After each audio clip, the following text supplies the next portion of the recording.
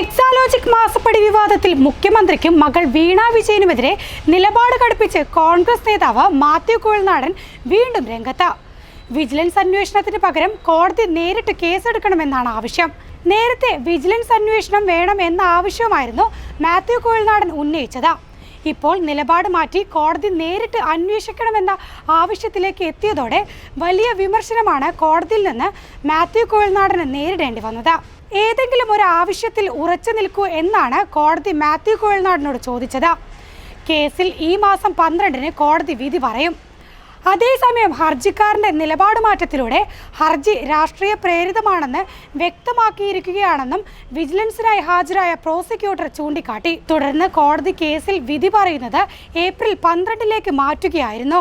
സേവനങ്ങളൊന്നും നൽകാതെയാണ് CMRൽ നിന്നും വീണ പണം കൈപ്പറ്റിയതെന്ന് ചൂണ്ടിക്കാട്ടിയാണ് കുഴൽനാടൻ കോടതിയെ സമീപിച്ചത്. മുഖ്യമന്ത്രിക്കും മകൾക്കുമെതിരെ ഫെബ്രുവരി 29-നാണ് മാത്യു കുഴൽനാടൻ ഹർജി നൽകിയത്.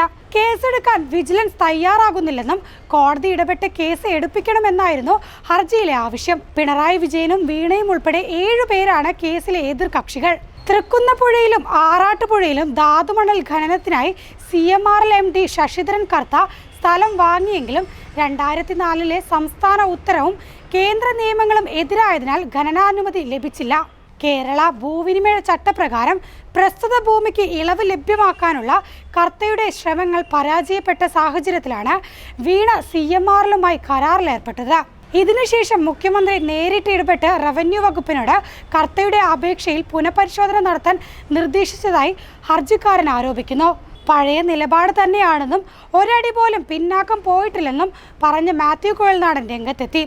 വിജിലൻസ് അന്വേഷണം വൈകുമെന്നും അന്വേഷണത്തിൽ കാലതാമസം ഒഴിവാക്കാൻ വേണ്ടിയാണ് കോടതി അന്വേഷിച്ചാൽ മതിയെന്ന ആവശ്യം ഉന്നയിക്കുന്നതെന്നും കുഴൽനാടൻ മാധ്യമങ്ങളോട് വിശദീകരിച്ചു. കോടതി ഇടപെടലിലൂടെ നടക്കുന്ന അന്വേഷണം മാത്രമേ സുതാര്യമാകൂ എന്നും അതുകൊണ്ടാണ് ഇത്തരത്തിൽ നിലപാട് സ്വീകരിച്ചത്.